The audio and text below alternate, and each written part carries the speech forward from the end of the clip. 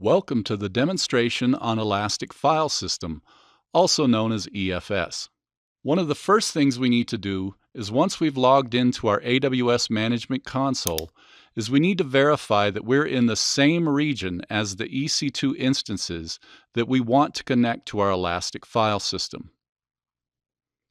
Once we've verified the region, we can type EFS in the search bar, or we can scroll down a little ways and select EFS from the storage section.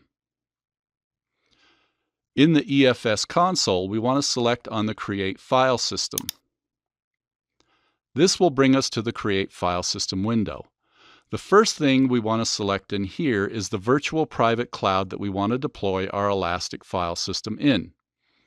We want to select the virtual private cloud that contains all the EC2 instances that we want to connect to our Elastic File System. In this case, we want to select Demo VPC. Down below, we want to select the availability zones, subnets, and security groups that we want to use for our mount targets for our Elastic File System. I have deployed my EC2 instances in the public subnets, so I need to change that to the public subnet in both availability zones. And I've also created a security group called Demo EFSSG that I'm going to select, and I'm going to deselect the default security group because I'm not going to use the default security group for this demonstration.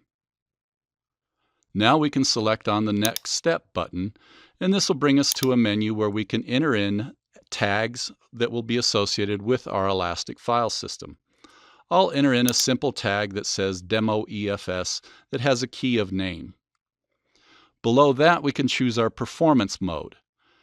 For the demonstration, I'm going to leave it at the general purpose, which is the default.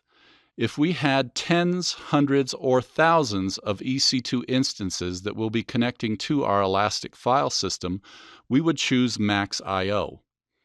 We also have the option below to enable encryption so that everything that lands in our Elastic File System will be automatically encrypted. I'm not going to elect to use that right now and just click on the next step. This brings up a review and shows us all of the settings we chose during the creation of the file system. If everything's fine, we can go ahead and click on Create File System. And as you can see, we had success creating the file system. However, if you scroll down, you'll notice that the mount targets are still in process of creating. We need to wait for the mount targets to be created before we go any further. I paused the recording just to wait for the life cycle state of the mount targets to become available. This usually takes about 3 to 5 minutes.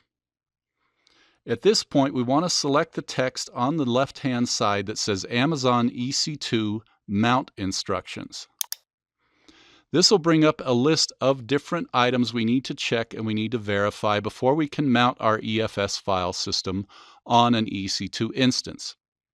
The first option it lists is to create security groups for both the EC2 instance and the EFS file system that allow access from the EC2 instance to the EFS file system and from the EFS file system to the EC2 instances. In my case, I've already created these security groups. For the EC2 instances, I have a security group called Demo Linux SG. And you can see that the inbound rules allow SSH traffic in, but it also allows traffic over 2049, which is the port for NFS, and it only allows that traffic to come in from the Demo EFS security group.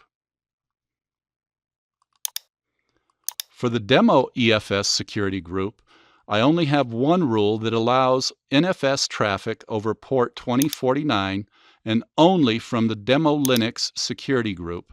So that is only from the EC2 instances in the Demo Linux SG security group. The second option is to go ahead and create an SSH session into our EC2 instance. I've already got one up and running. And then it's going to ask us to check and verify that all of the NFS utilities have been installed. If we're running Amazon Linux, Red Hat Enterprise Linux, or SUSE Linux instance, we can run this command. And as you'll see,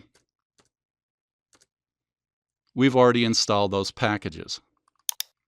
If you're running Ubuntu, it lists the command here that you can run to verify that the packages have been installed, and if not, go ahead and download and install those packages. Mounting the file system, the first option, of course, is to create an SSH window into your EC2 instance. That we've already done. We need to create a mount directory. I've already created a mount directory for my EFS file system, and it's called /mnt/EFS. Finally, on this page, it shows you the actual mount command that you can use to mount your EFS file system on your EC2 instance. I'm going to copy that command, and I'm going to change the mount point to /mnt/EFS. And in the matter of just a couple minutes, you can see that our file system has been mounted.